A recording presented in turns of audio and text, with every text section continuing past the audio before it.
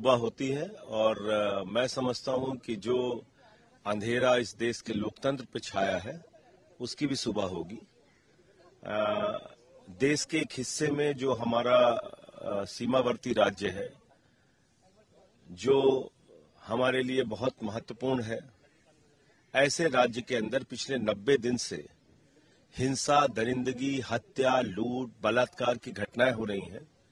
केंद्रीय मंत्री का घर जला दिया गया, राज्य की महिला मंत्री का घर जला दिया गया, कारगिल के एक योद्धा की पत्नी के साथ दरिंदगी की गई, उसको नंगा करके परेड कराया गया।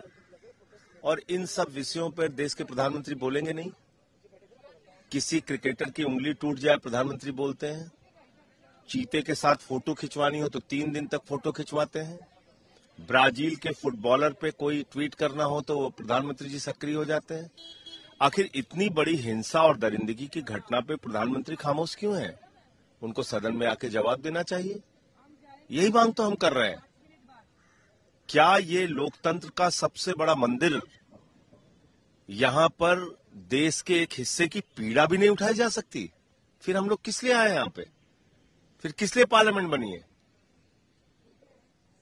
तो ये संघर्ष जारी रहेगा। धनखड़ जी कह रहे हैं कि अनपैलेटेबल सिचुएशंस को लेकर रिपोर्ट करना जरूरी था, डिसिप्लिन रहे इसलिए एक्शन लिया गया।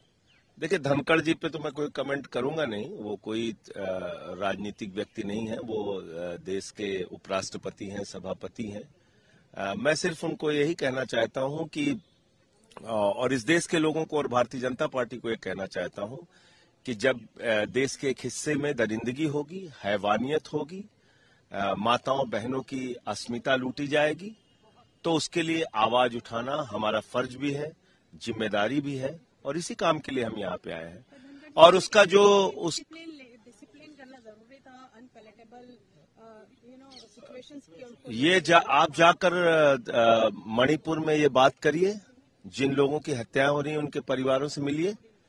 जिन माताओं बहनों की इज्जत लूटी जा रही है, जाके उनसे पूछिए कि जो सांसद हैं यहाँ पे आए हैं उनको अपनी आवाज उठानी चाहिए कि नहीं उठानी चाहिए।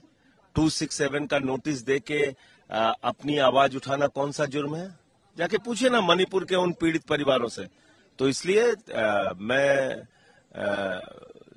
देश के महामहिम उपराष्ट्रपति जी को सिर्फ यही कहना चाहूंगा कि जब देश के एक हिस्से में दरिंदगी हो तो अपनी संवेदना दिखाने की जरूरत होती है। उनके साथ हम खड़े हैं ये बताने की जरूरत होती है, और उस जिम्मेदारी और फर्ज को मैंने निभाया।